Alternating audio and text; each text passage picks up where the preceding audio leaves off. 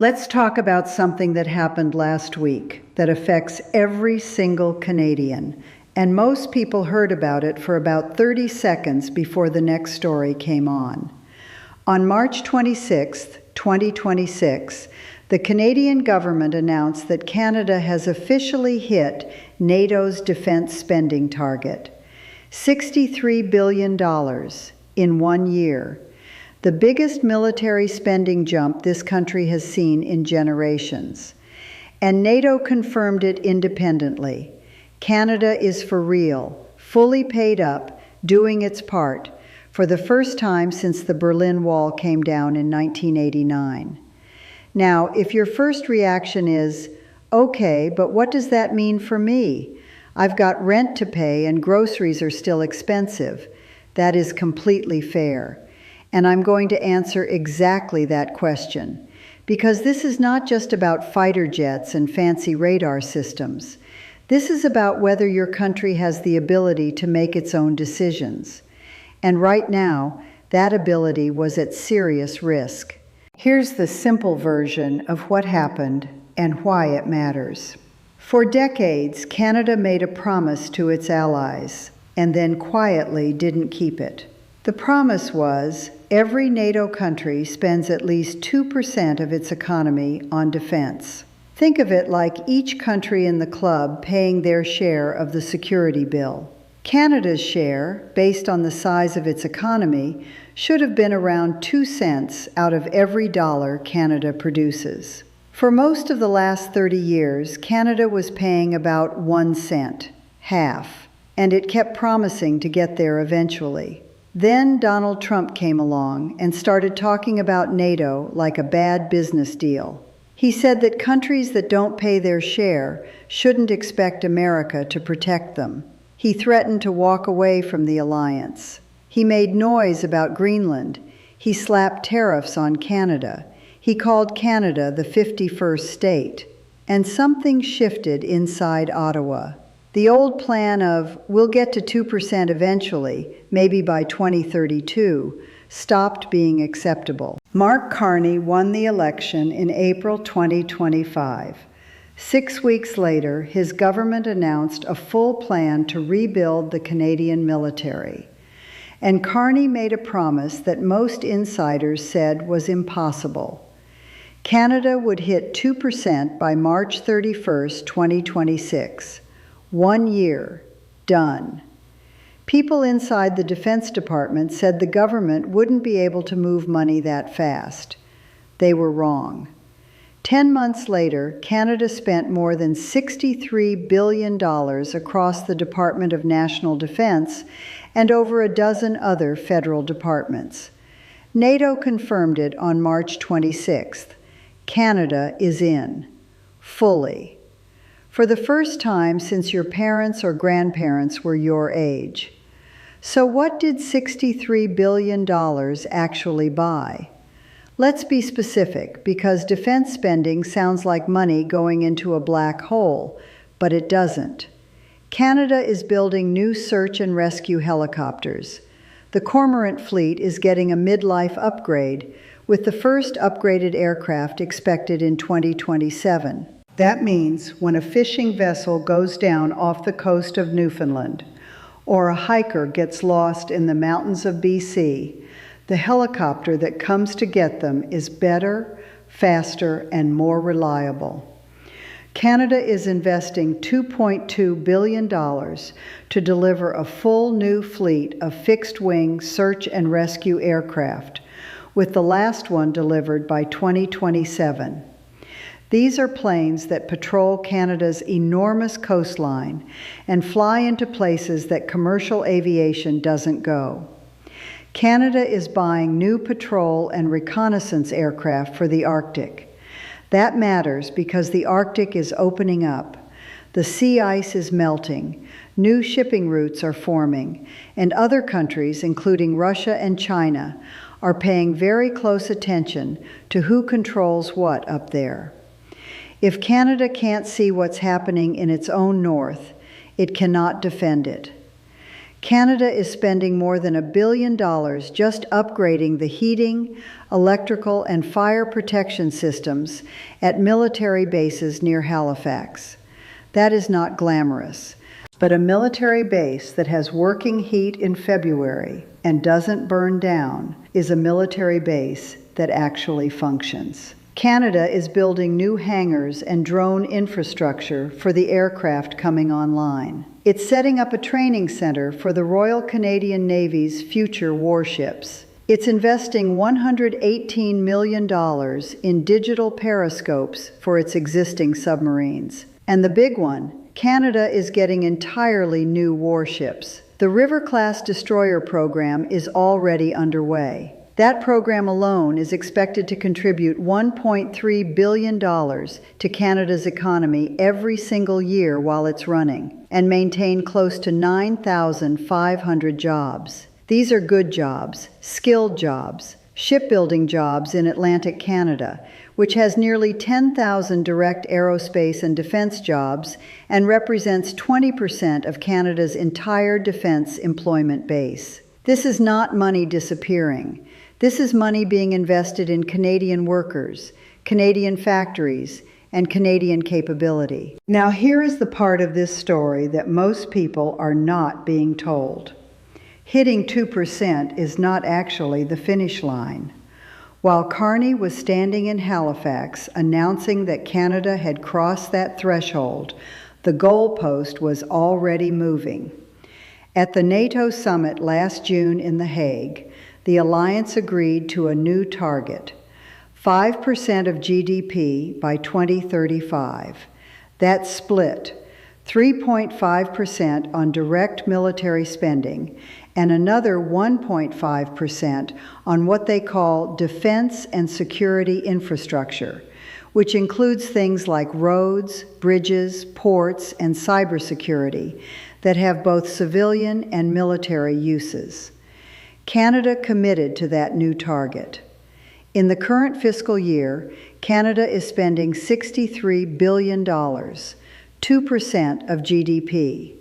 To hit 3.5% by 2035 would require something in the range of $110 to $120 billion per year. That is nearly double what Canada is spending right now. Double. Again. After already doubling once. That is an enormous number, and it is honest to say it out loud. Because Canadians deserve to know what their government has committed to. This is not free. It comes from your taxes, and it will compete with every other thing the government wants to spend money on. Housing, healthcare, pharmacare, child benefits. Every dollar that goes to defense is a dollar that could have gone somewhere else. So the fair question to ask is it worth it? And here is the honest answer. It depends on what you think the risks are. If the world stays roughly stable, if Trump turns out to be a temporary disruption, if NATO holds together and the U.S. stays in the alliance and Russia doesn't push further, then this level of defense spending probably looks excessive in hindsight. You could argue that $63 billion a year is way more than Canada needs for the actual threat environment it faces. But if the world keeps going in the direction it's been heading, if the Arctic becomes a zone of competition between Russia, China, and the West, if American reliability in the alliance stays uncertain, if cyber threats to Canadian infrastructure keep growing, then this investment starts to look not just reasonable, but necessary. Here is a way to think about it that has nothing to do with politics. You have a house. For 30 years, you have been relying on your neighbor, a big, strong guy, to keep an eye on the block. He was happy to do it. You chipped in a little, but mostly let him handle it. Then one day, your neighbor starts acting differently. He starts asking for payment. He starts talking about your property like maybe he'd like to own it someday. He starts doing things that make you wonder if you can still count on him the way you used to. At that point, do you wait and hope things go back to normal? Or do you install your own security system, put better locks on the door, and stop assuming that being friendly with your neighbor is the same thing as being protected? Canada is installing the security system. That's what this is. And it's worth noting, Canada is not doing this alone. Every single NATO member hit 2% last year, for the first time ever. Poland is spending 4.3% of its economy on defense. The Baltic states are above 3%. Denmark is at 3.34%. European countries and Canada together raised their defense spending by about 20% through 2025. This is a collective movement, not just Canada acting alone. The entire alliance is recalibrating, and Canada is building new relationships beyond NATO too. In February 2026, Canada officially joined the European Union's Security Action for Europe program. Canada is the only country that is not an EU member to join this program. It's part of Europe's plan to have stronger, more independent defense capability by 2030. For Canada, that means closer ties with European defense companies, European military planning, and European strategic conversations. It means Canada is building a second relationship, not to replace the American one, but to make sure it's not the only one. Now, you might be wondering why this matters to you if you're not in the military and you're not building submarines. Here's why. A country that cannot defend itself has no real power to say no. And a country that cannot say no gets pushed around. You've seen this play out in real time over the last year and a half with the trade war. When the U.S. slapped tariffs on Canadian goods, Canada retaliated. It was messy and painful, but Canada had leverage because Canada is an important trading partner and because Canada is a member of NORAD, the Joint North American Air Defense System. Canada's geography, Canada's resources, and Canada's participation in continental security all give Canada something to bargain with. A Canada that is militarily weak, that cannot patrol its own Arctic, that cannot protect its own infrastructure, that depends entirely on the U.S. to cover it, that Canada has far less ability to push back. It has to say yes to whatever Washington demands.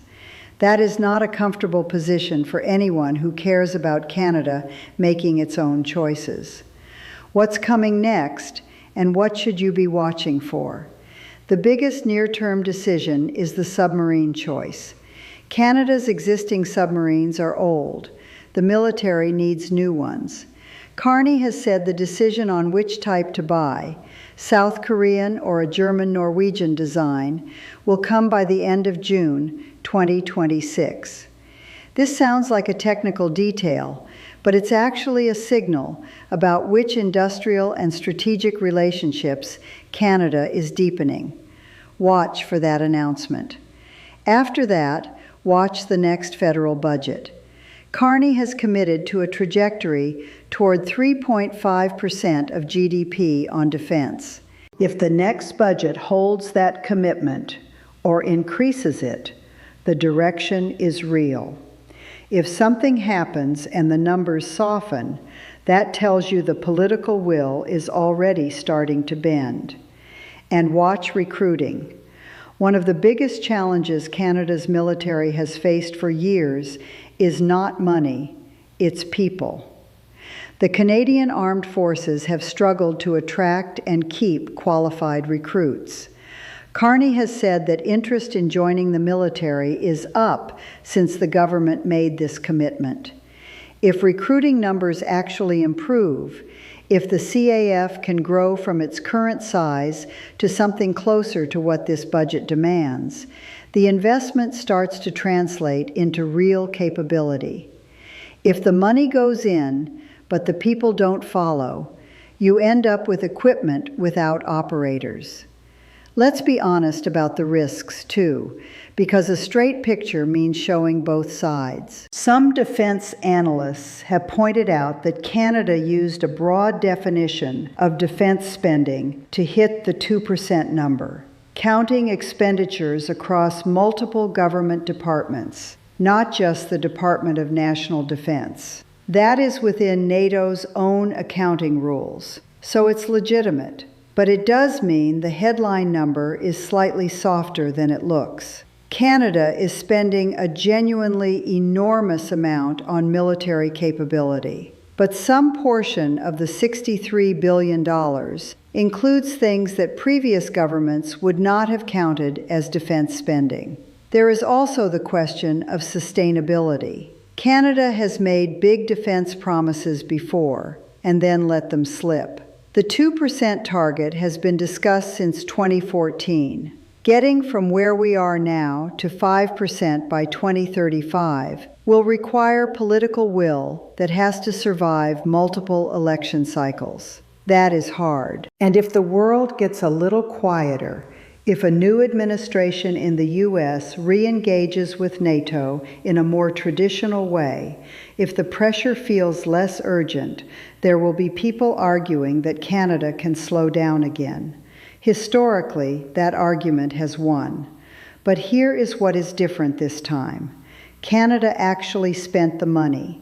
Contracts are signed. Ships are being built. Bases are being upgraded. Aircraft are on order. Once you have real industrial commitments in real communities with real jobs attached, the political cost of reversing course goes up dramatically. The shipbuilders in Halifax, the aerospace workers in Atlantic Canada, the military families across the country who made decisions based on the government's commitment, they are a constituency now. That matters. The last thing I want to say is about the human side of all of this, because it gets lost in the budget numbers. There are men and women in the Canadian Armed Forces who have been working for years with equipment that is too old, in facilities that should have been replaced a decade ago, getting paid less than they would in the private sector, and being asked to do a job that the country has not adequately resourced. A lot of them left. The recruitment and retention crisis in the CAF has been documented for years. The government has said clearly that part of this investment goes to better housing for military families, better pay, better maintenance of equipment. These are real people who chose to serve, and for a long time the country did not choose them back at the same level. That is changing. Whether it changes fast enough and whether it sticks long enough to make a real difference, that is the story we'll be watching for the next 10 years. Canada hit 2%. It took longer than it should have. The world had to get pretty scary for it to happen. But it happened. Now the real work starts. If you want to help support this channel and keep this kind of breakdown coming, hit subscribe and turn on the notification bell. We read every single comment, and we genuinely want to know what you think. Here is the question. Do you think Canada can hold this level of defense spending through the next election and the one after that? Or does history repeat itself and we start sliding back toward the bottom of the NATO rankings the moment things feel a little less urgent? Drop your answer below, because honestly, both answers make sense, and the debate is worth having.